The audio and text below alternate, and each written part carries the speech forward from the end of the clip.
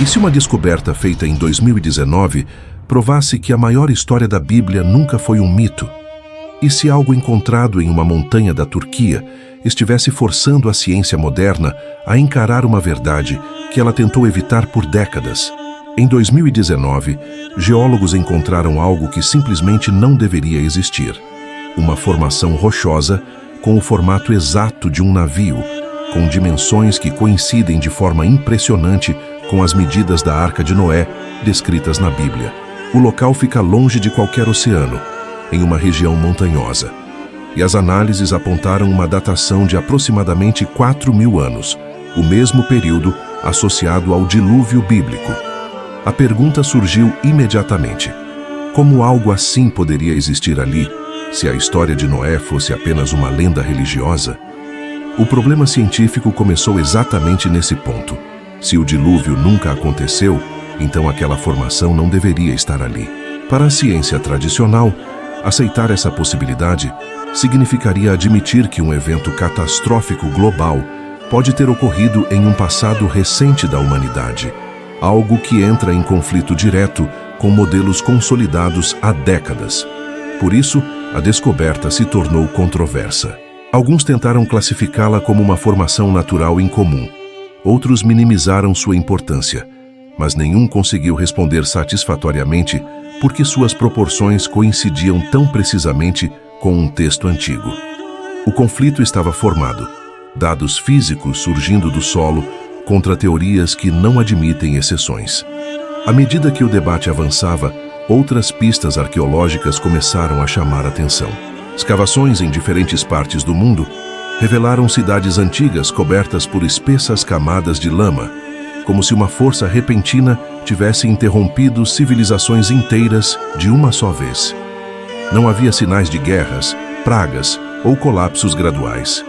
Apenas destruição causada por água. O mais intrigante é que relatos de um grande dilúvio aparecem em culturas antigas espalhadas pelo planeta. Povos que nunca tiveram contato entre si, mas que descrevem a mesma história. Uma inundação que destruiu o mundo antigo e deu início a uma nova humanidade. A contra-evidência tenta explicar isso como eventos locais isolados, mas essas explicações começam a falhar quando o padrão se repete em escala global. Diante disso, uma teoria considerada inconveniente voltou a ganhar força: o catastrofismo. A ideia de que a Terra não foi moldada apenas por processos lentos e graduais, mas também por eventos repentinos, violentos e globais. Camadas geológicas contínuas atravessam continentes inteiros, como se tivessem sido depositadas rapidamente por enormes volumes de água. Rochas dobradas indicam que ainda estavam maleáveis quando foram comprimidas, algo difícil de explicar se tivessem endurecido ao longo de milhões de anos. Essa ciência inconveniente raramente é apresentada ao público, não por falta de dados, mas porque desafia pressupostos profundamente enraizados. Ela sugere que o passado da Terra pode ter sido muito mais rápido, caótico e recente do que fomos ensinados a acreditar.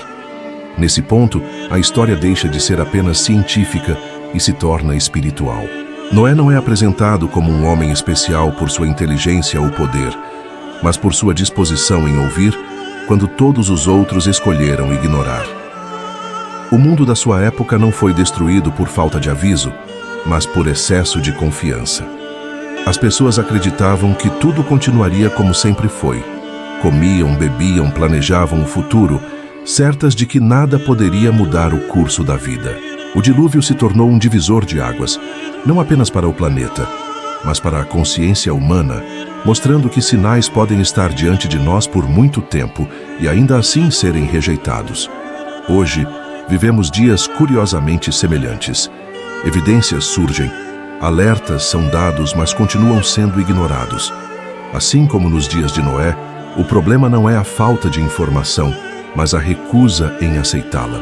E agora fica a pergunta final: se o dilúvio foi real e o mundo ignorou o aviso uma vez, será que estamos prontos para reconhecer a verdade antes que seja tarde demais?